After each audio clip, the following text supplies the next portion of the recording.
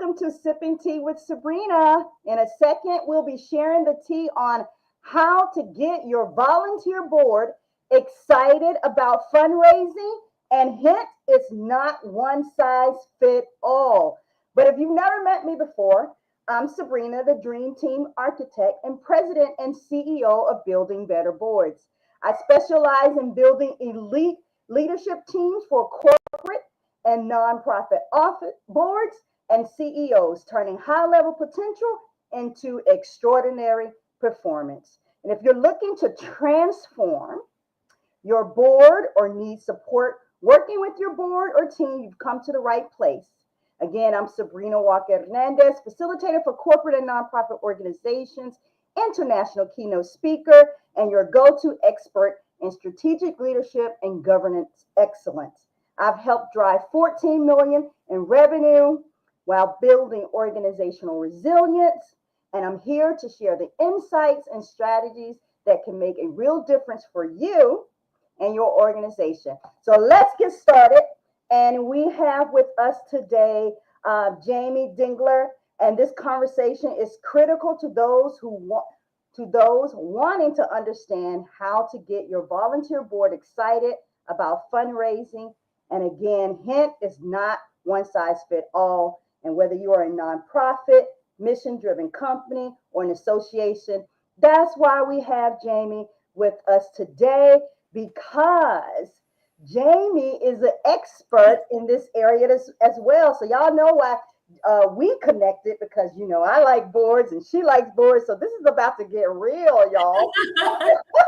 So, you call me an expert. My imposter syndrome is taking over now. Oh, I read your tiny book in fundraising. It's really good. You're an expert. So she has a book out there, y'all. But Jayme, why don't you tell the people a little bit about yourself? Sure, yeah. Again, my name is Jayme Dingler. I am the owner of What's Good LLC. It's a nonprofit consulting firm that specializes in marketing and fundraising for small and mid-size or growing nonprofits. I also wrote this itty-bitty book of nonprofit fundraising tips for board members from a development director who hates asking people for money. Which is a funny name, but we'll get into why it makes perfect sense.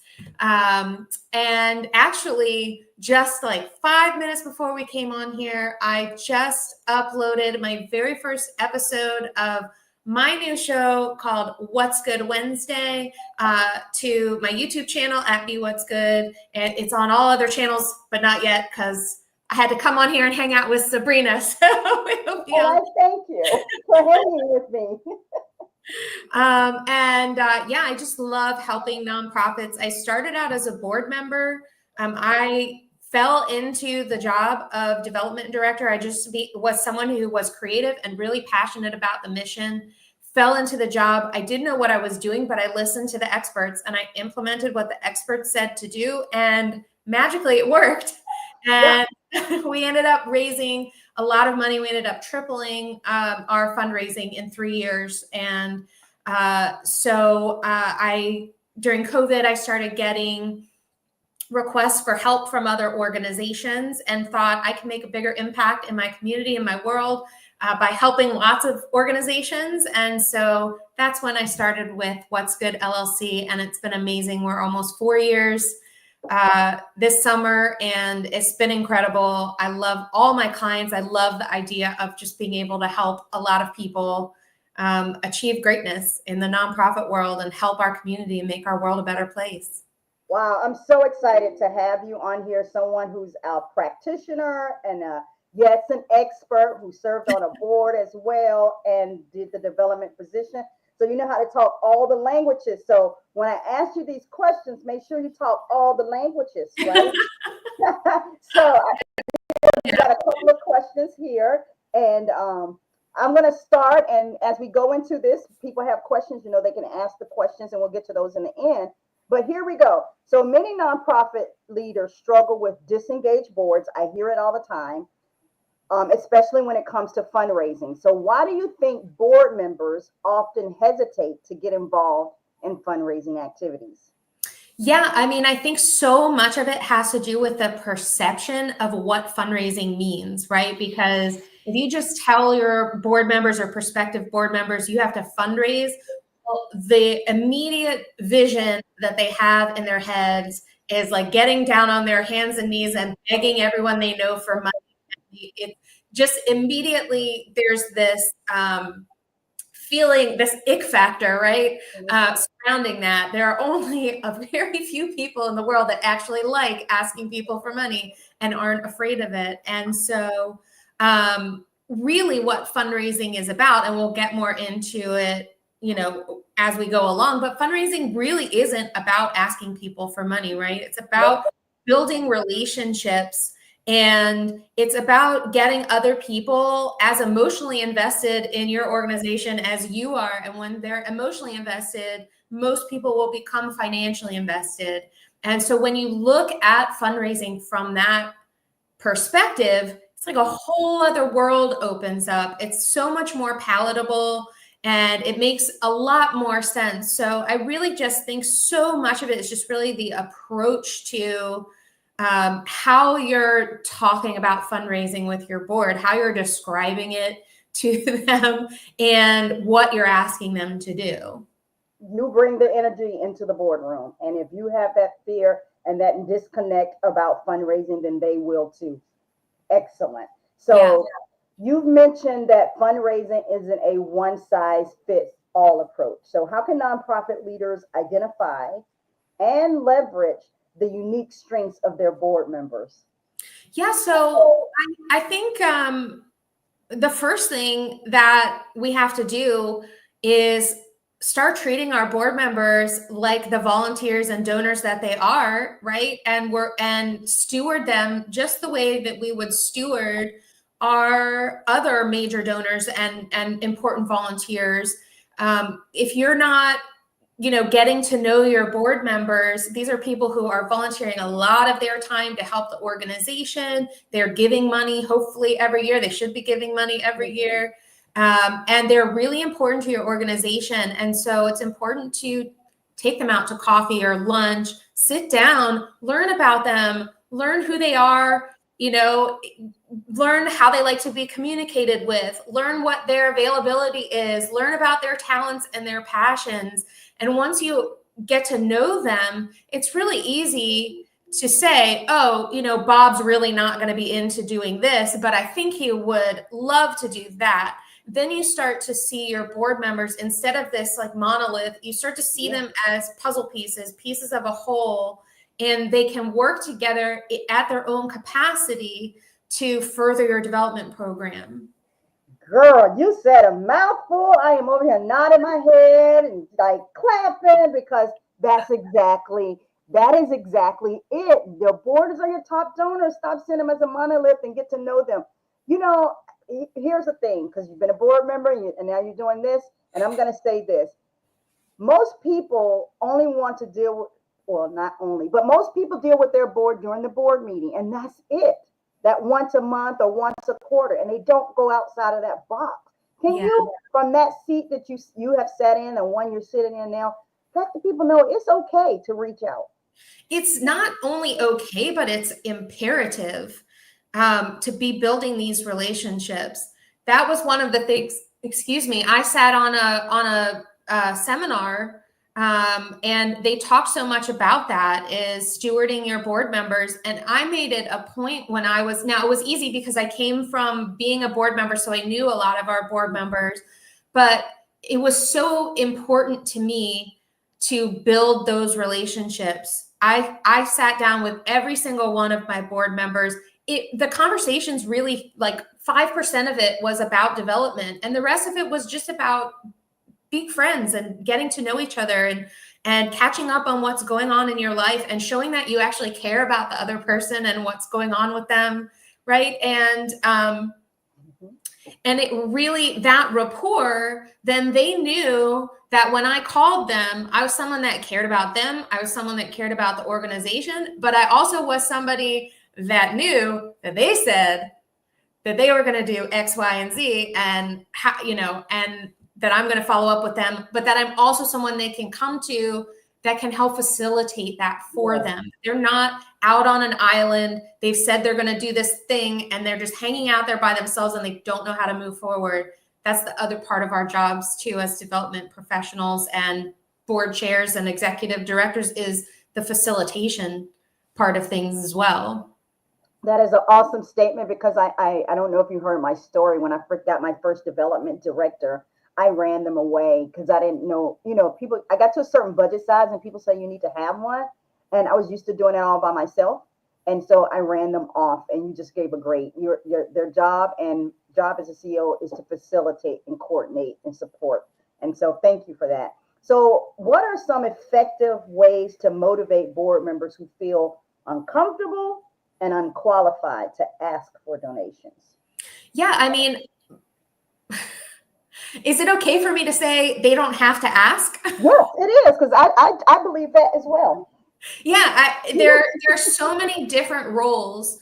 They don't have to be the one that asks. Somebody has to ask. Yep. But really, the most important thing that board members can do is help steward relationships, bring in new relationships, be that bridge, that emotional bridge, that personal connection between the donor and the organization. Like if you're bringing somebody in for a tour of your facility, if you have, a facility that you can show people, you're bringing them in, you're there, you're chatting with whoever your acquaintance or whoever you set up to come in for that tour. But the person who's giving the tour can answer the questions.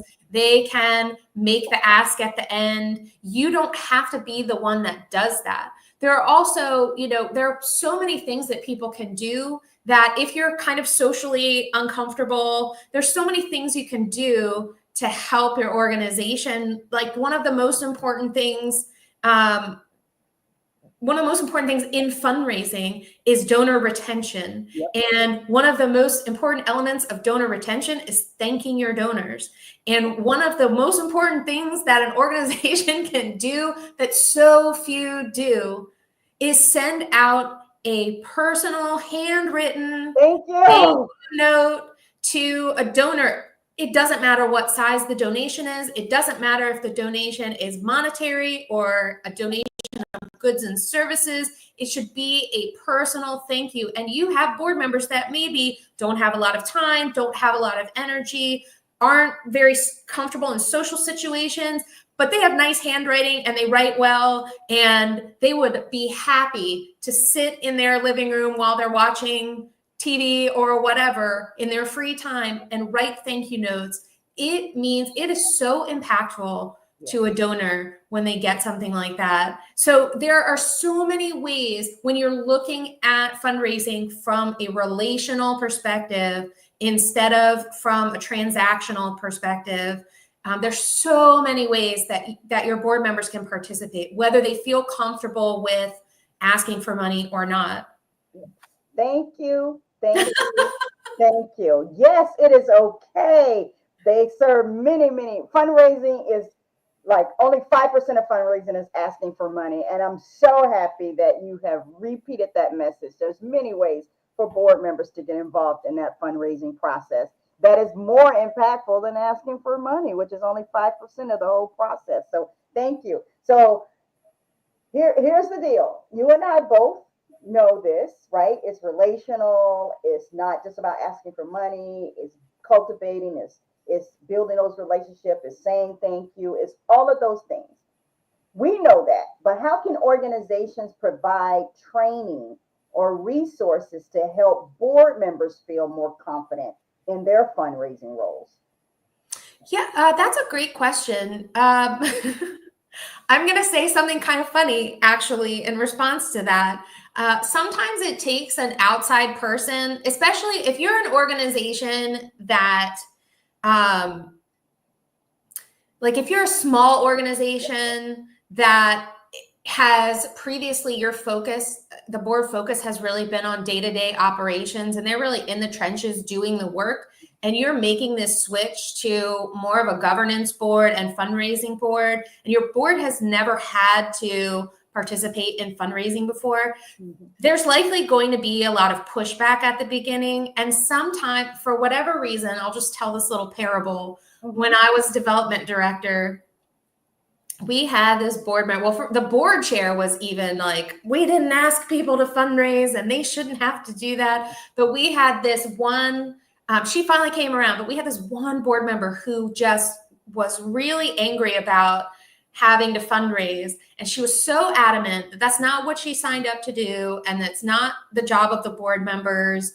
And then she read an article by an expert. And this art, she had this, the light bulb went off. It was a giant light bulb atop of her head. And she forwarded that article to everybody on the board. I read this article, guys, we have got to do this. It's so important. And this article was everything I had been saying for about a year.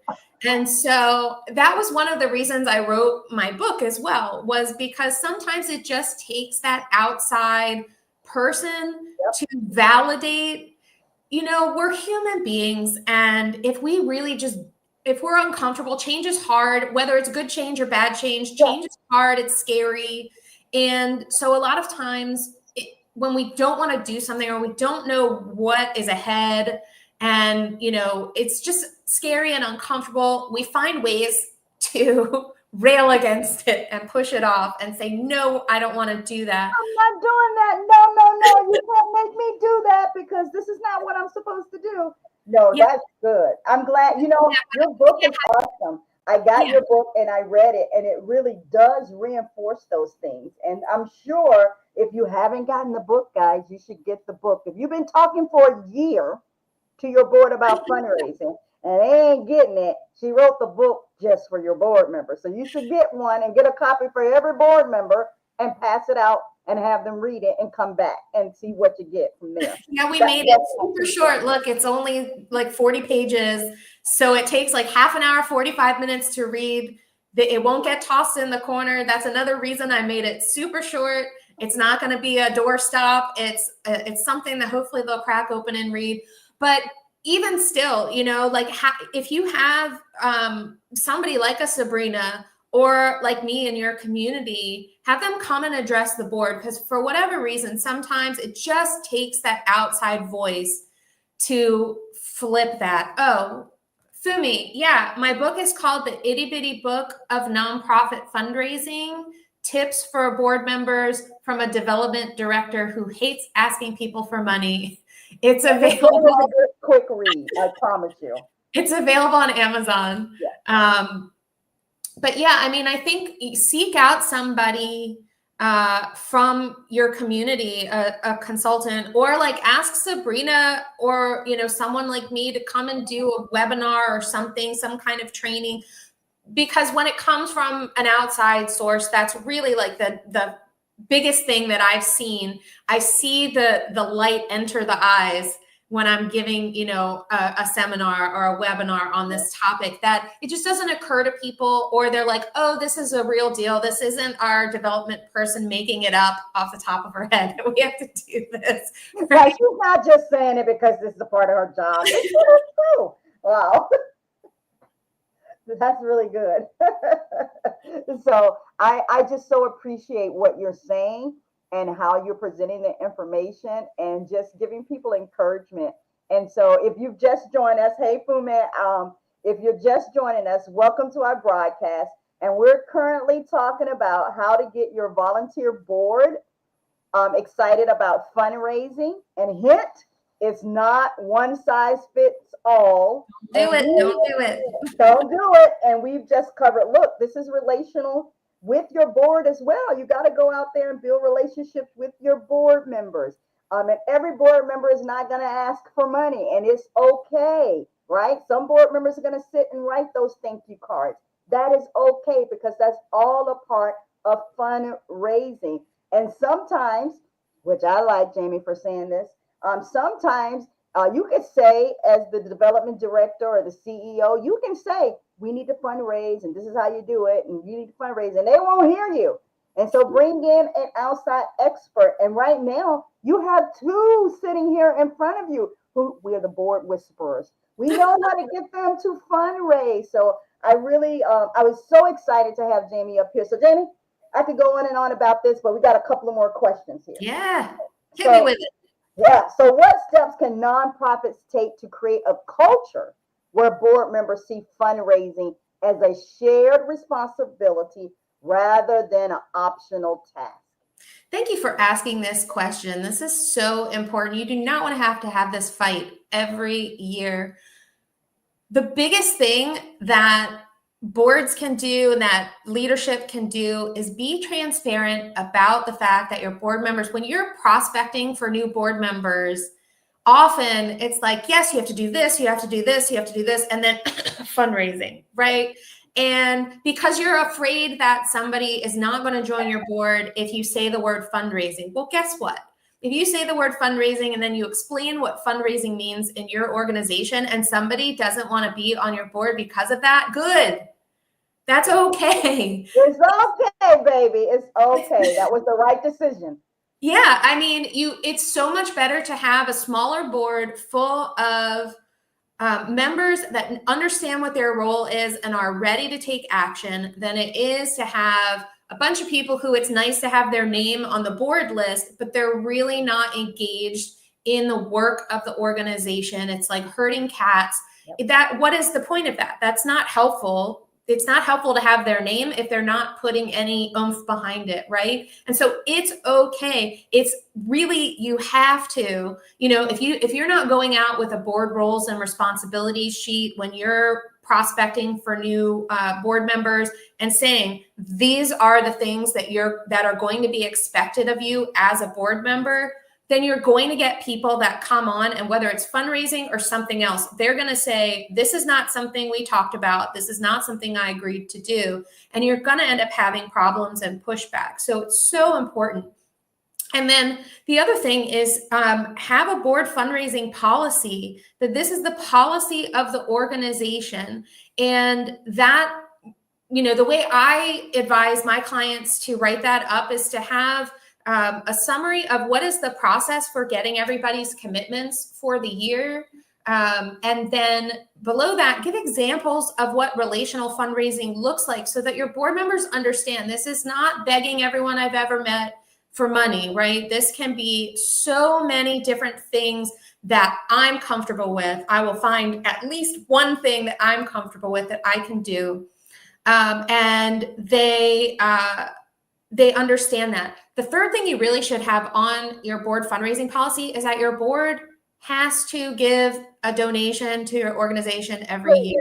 Please. Right? There are a couple of reasons for that. One is if you're going for grant funding, a lot of grantors ask what percentage of your board gives to your organization. Mm-hmm. And if you say anything less than 100%, you're not going to get that money. Why would they give money to your organization when your leadership doesn't believe in the organization enough to give money to it? And it's the same when you're going out into your community and asking for money. How are you going to ask your neighbor to do something that you're not doing? You're setting a terrible example. So your board, that should be in your board fundraising policy, that your board needs to be giving every year.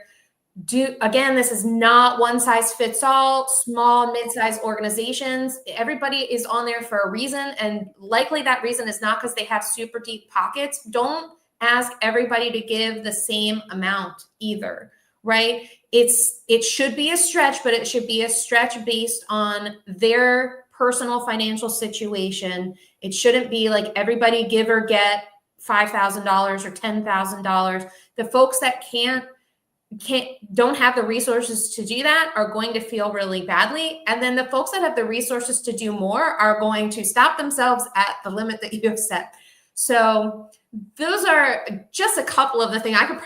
We could talk all day about this, but those are just a couple of the things. So much. You said all the things. And you said it very nicely. There's two words that I use exactly for what you're talking about. One is disingenuous. I've had people tell me, I don't want to talk about fundraising during the recruitment because it's going to scare them off. That is so disingenuous, because what happens when you get them on the board? The first thing you talk about in their first meeting of fundraising, and they're looking at you crazy, and then you get frustrated because you never told them about this. And the other one is hypocritical. It is hypocritical for you to want people to invest in your organization when you haven't invested in your organization. So I use those two words because I want them to hit home. And then you said something, and I want to give a best practice here. And I want to know how you feel about this. I know we have some other questions, but I want to give a best practice here that I've seen. So I happen to serve on the Museum of South Texas History Board. And to your give and get or give or get policy, they say that every board member has to be a member of the Heritage Associate Program. And the Heritage Associate Program, for in their case, starts off at 1,005, 2,000, 5,000, and 10,000. So when you interview for the board, they say every member has to be a member of that, and they give the levels. I happen to like that. It does have a minimum, like 1,005, so that tells you who they're going after, but it also leaves room for people who are able to give more. But they've kind of set the bar at 1,005 individual giving. How do you feel about that? I know I just threw it at you, but I want to get your first initial thoughts. Yeah, I mean, I think a lot of organizations do that, but it's really dependent on the size of the organization. And, you know, when you're a small or growing organization, you're not necessarily going after board members, as I said, because they have a lot of money. You might be going after them because because a lot of money. I serve on the board, but they ain't got a lot of money. But, you know, normally when you're starting your organization and for the first several years, right? You're bringing people on the board because they have a certain level of expertise, because they represent a certain circle of the community that you want to be aware of your mission.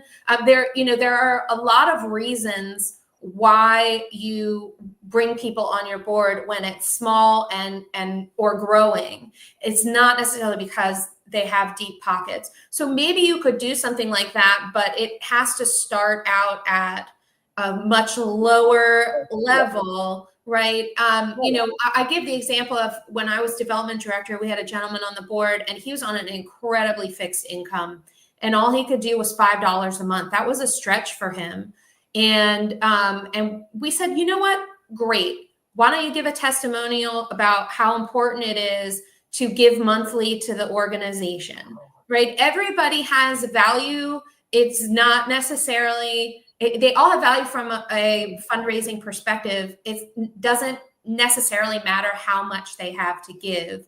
It can be leveraged to help encourage other people to invest in the organization. But I do think a lot of the larger organizations, the multi-million dollar organizations, they do have that where there is a minimum to be on the board, because once you get to be that size, there is a level of prestige that is associated with being on the board of this organization. And so you're kind of paying for that prestige as well. So it's a kind of a mutually beneficial, mutually understood thing. I don't necessarily think it works for smaller organizations. I think you might alienate some people that could be very valuable to the organization as it grows by doing those kind of minimum things. Yeah, you're correct. I also serve on a startup board, and this is 5 years old, and we had a board give of $100, and they,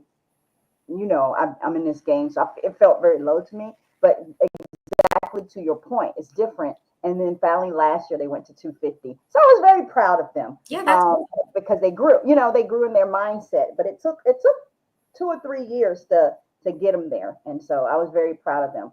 So you gave a lot of advice about what to do when you're dealing with board members who are resistant to change and reluctant to fundraise. But what other advice do you have for the leaders dealing with board members who are resistant to change and they just don't want to fundraise? You've given a lot, but give us one more. I mean, find another role for them in the organization. It's okay.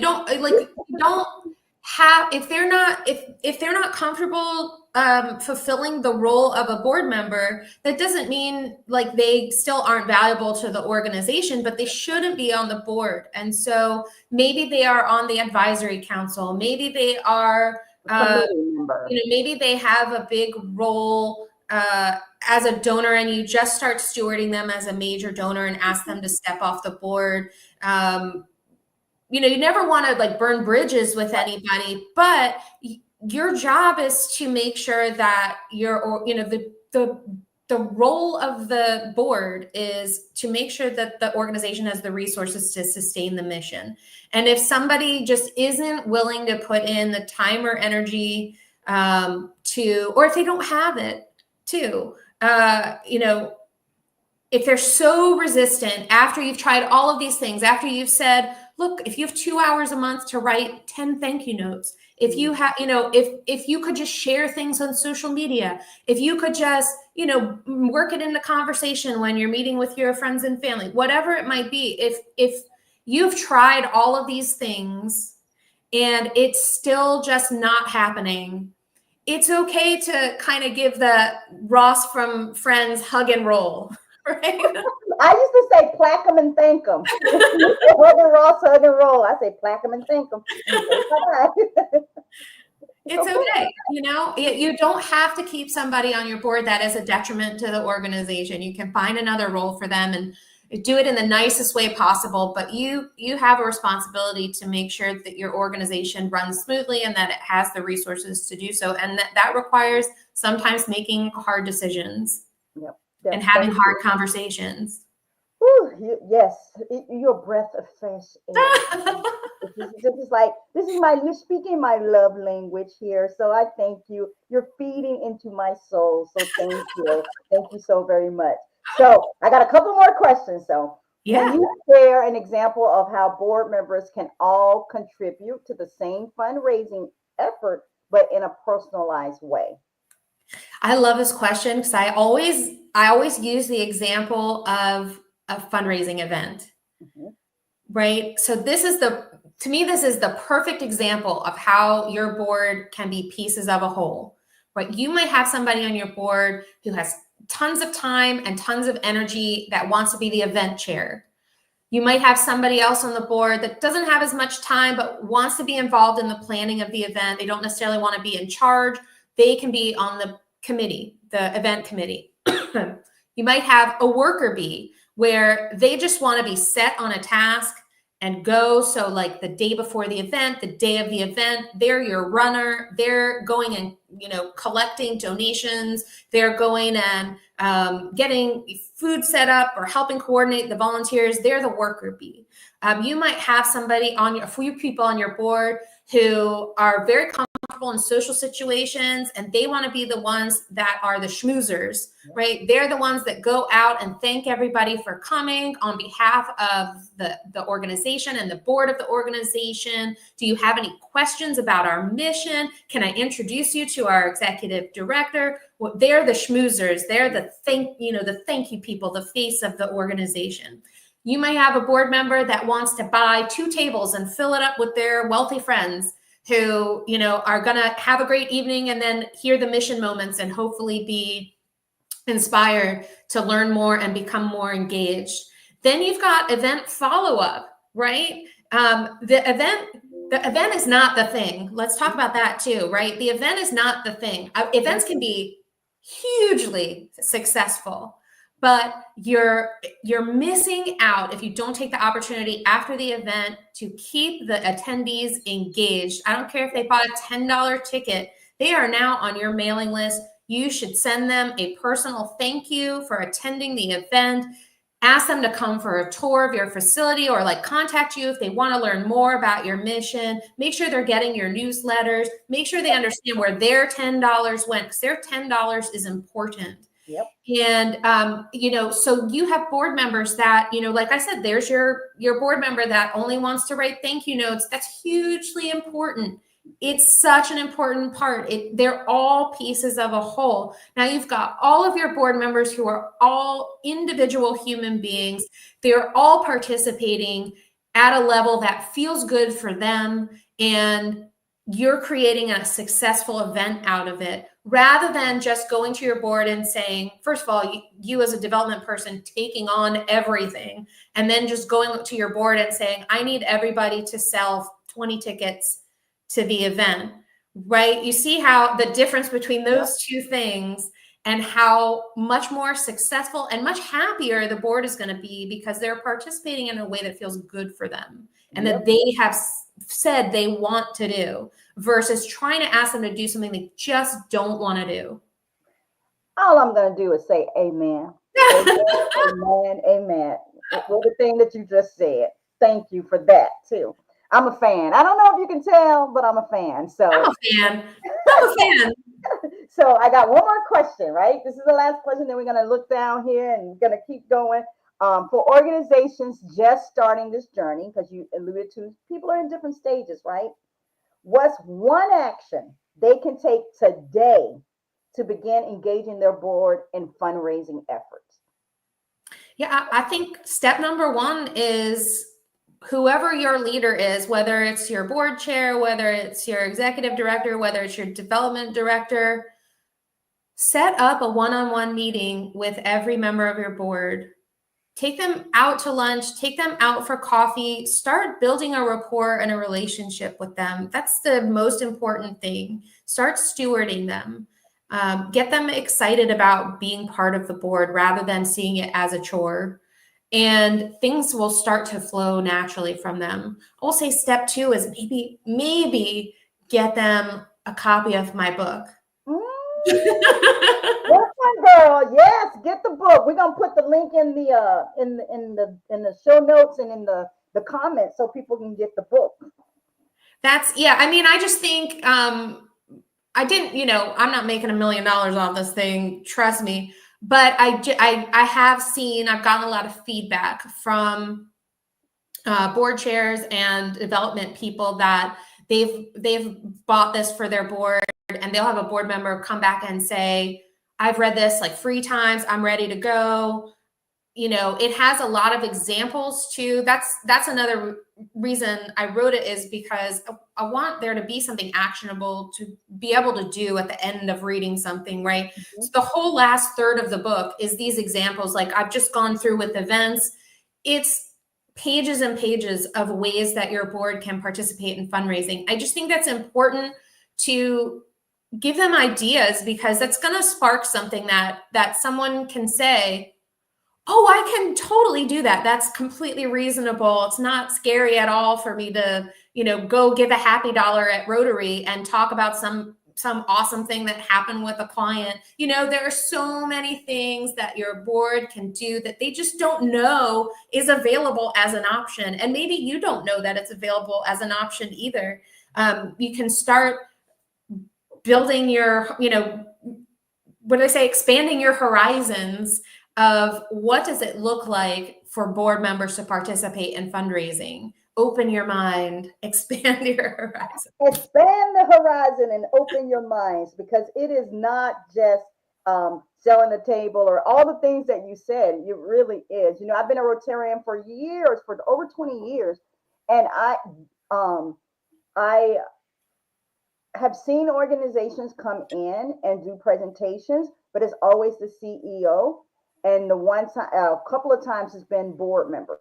And when it's a board member that comes in and does the presentation, it makes a difference, because they're lending their credibility to the organization, and the Rotarians know, oh, these are volunteers that are doing this, and they gave up their time. And so it makes make it just a little bit stronger when they come and ask for money from Rotary, because our Rotary Club, we have a foundation. And so it makes a difference. So just doing a presentation as a board member. And I think like the thank yous also are so much more impactful coming from a board member than coming from the executive director. It's somebody that has taken the time out of their day. It's not their job, right? They've taken the time out to do this. I think it's so much more impactful than just having a staff member do it. Okay, I'm going to throw another question at you, because we got time here, and I'm asking for a friend. She sits I really am. She sits in the role of RD right now, resource development. And how do I say this without giving it away? So she sits in a role as resource development right now for an organization that's about $2 to $3 million. But there's no board contact. She gets structure from the board. but she's responsible for raising major gifts, but she can only do it through the CEO for CEO to board. What do you think going on there? What advice would you give her? Talk to her right now. Yeah, I mean, that's just crazy. And I have seen other organizations like that where they don't allow the development director to communicate with the board. And it is such a detriment to the organization. It's really a bad move. So I would have her come to this moment in this live stream and go to her executive director and press play. And I'm going to say, allow your development person access to your board. It's so important. It's so important. First of all, it's going to take such a weight off your shoulders as the executive director. You know, that's not your job. I mean, you're there, you have plenty of jobs, but allow, delegate that to your development director. That's actually part of the development director's job description. Let them help build those relationships.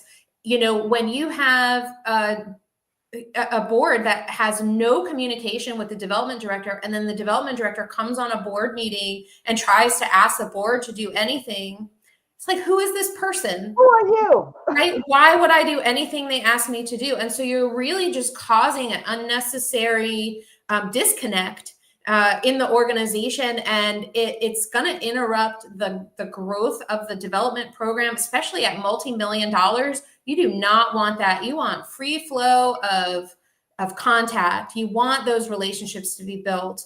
Also, let's talk about something else, because I think this is so important. There's so much turnover in development. Yes. Because of that, what you the situation we're describing. Yeah, for a lot of reasons, but one of them is that you're laying it all on the shoulders of the development director, and that's not it. It is not right. It's not the role of the development director to raise every dollar that you have to bring in. It is a huge part of the board's responsibility. And I like to say, even having a development committee, that's not the fundraising committee. That's just the development committee. That's like they're helping with strategy. They might do more. The board is the fundraising committee.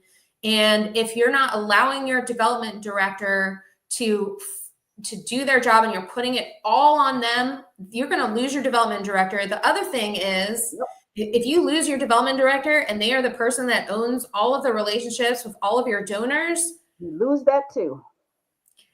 So it's really important to have this synergy, have your board members engaged, turning over those relationships, having multiple points of contact with your donors, so that if somebody falls off the board or if a development director changes, they still have somebody that they have a personal connection with in the organization. These are all so important. So I would just tell your friend, press play on that, and hopefully that will. And hopefully it goes, because girl, it's that, and then the conversation becomes, well, our board doesn't do anything.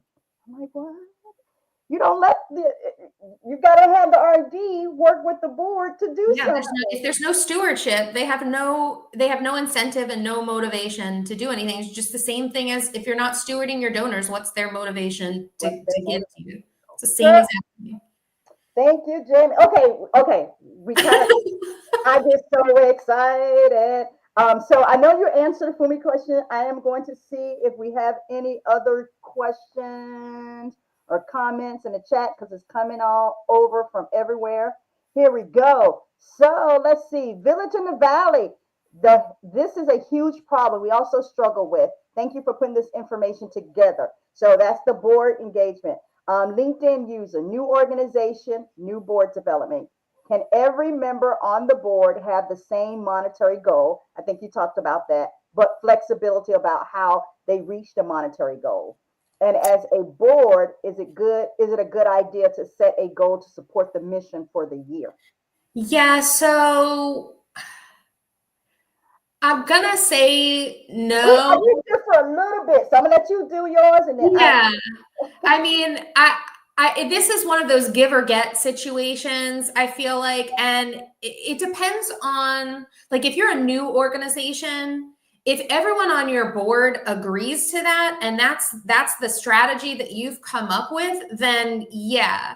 But if you're kind of imposing that on your board, I don't think it's going to go over very well. I think you're going to find people on your board that just don't have the contacts and the resources to necessarily reach that goal. It's going to be discouraging. Then also, we talked about a little earlier on, you might have people that can do much more that only stop at the goal because that's what you've given them, right? And so it's hard to say. I would lean against no. I think you should always set a fundraising goal for the organization. And this is something else too, man. We're hitting all my talking points today. Yeah. When you set your fundraising goal for the year, please don't make your fundraising goal the number on your proposed operating budget. Please don't do it. Make sure you are fundraising beyond that. It is okay to raise more money than you spend. This is something that I've run into before where, yeah, and you get people that are like, we raised more money than we spent. How are we going to explain it to our donors? Well, you explain that. Thank you so much for helping us have put money away in case, so that we make sure we can sustain our mission if there's a downturn in donations. So I think it's important to have a goal. There's something to strive for. The most important thing is to sit down, put a plan together, a development plan. This is where your development director comes in handy. This is where your development committee comes in handy. If you're putting a strategy together of how you're going to reach that goal, make sure you delineate. This is something that staff will do. This is something that board members will, should be doing. This is something that can be either, or, this is something we want to recruit volunteers to help with. Whatever it might be, make sure you have the roles in there. And then that's how you can really approach this is what I used to do when I would take my board members out to lunch.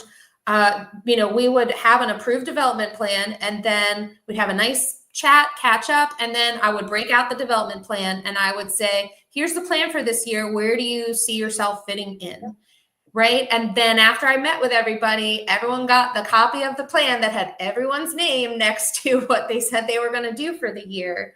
And so I think that's a much better way to go about it, is to come up with a goal and then come up with your strategy of how you're going to do that, rather than necessarily saying everybody has to give or get this much. You can figure out how you do it, but this is what you need to do.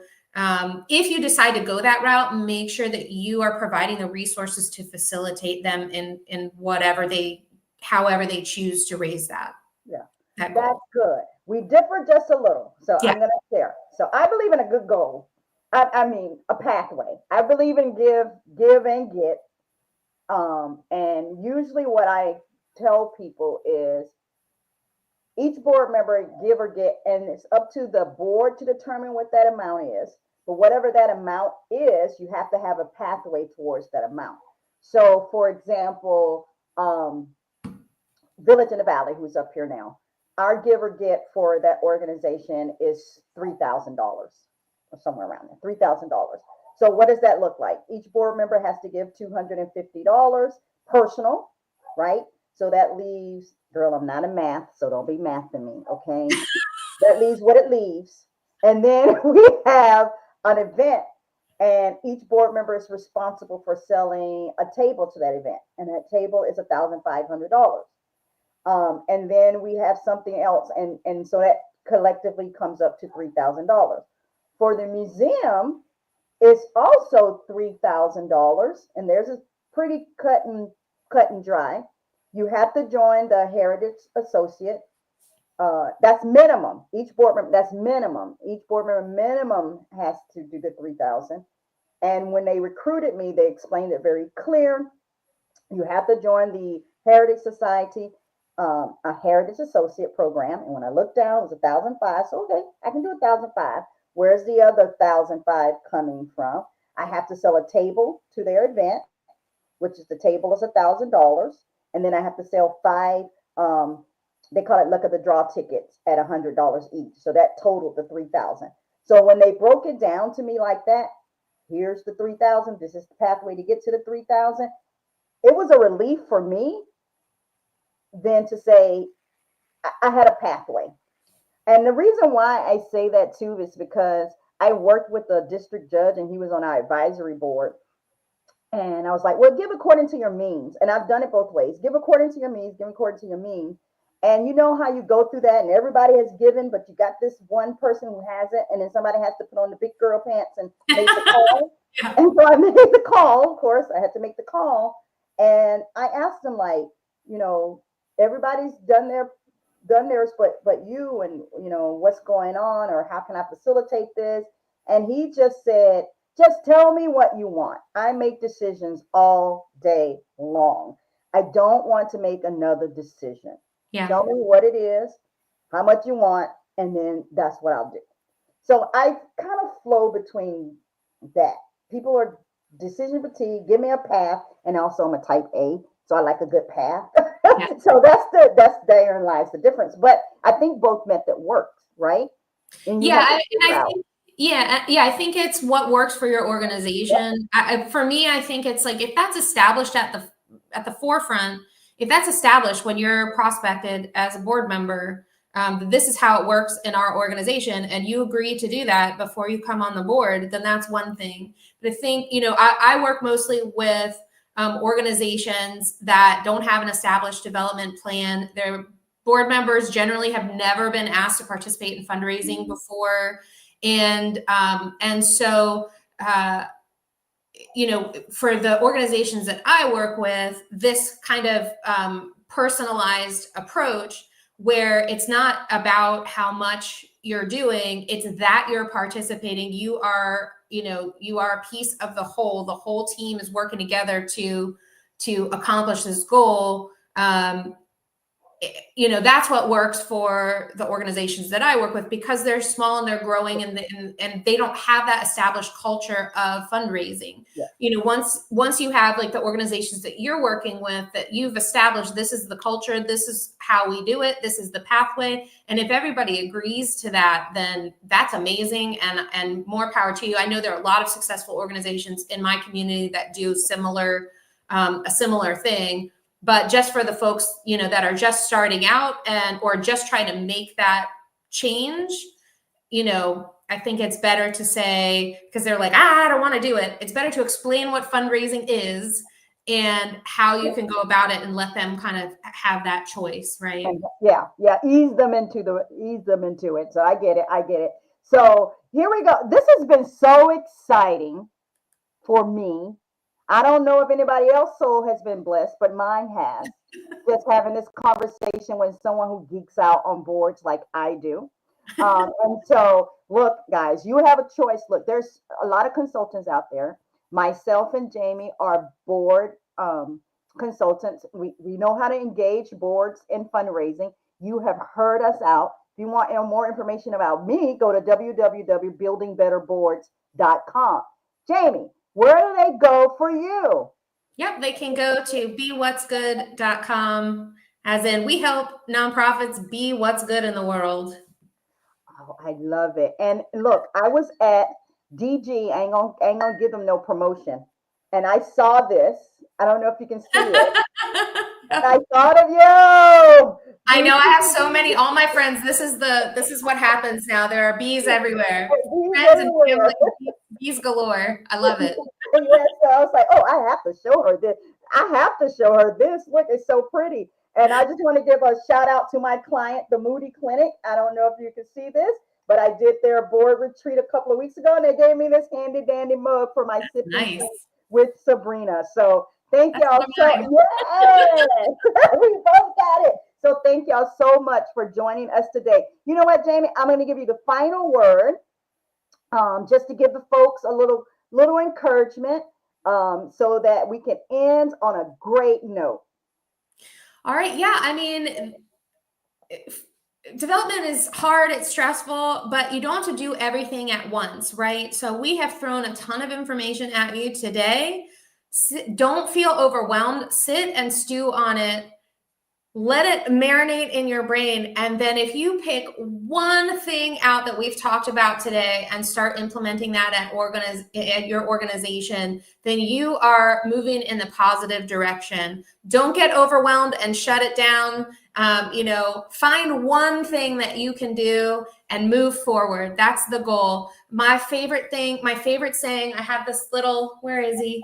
I have this little elephant sitting on my desk, always to remind me of that saying, how do you eat an elephant? One bite at a time. That's my saying in life, one bite at a time. So if you can take one thing away from today, you're in awesome shape. Perfect. Thank you. Y'all have a blessed one. See you Wednesday. Bye.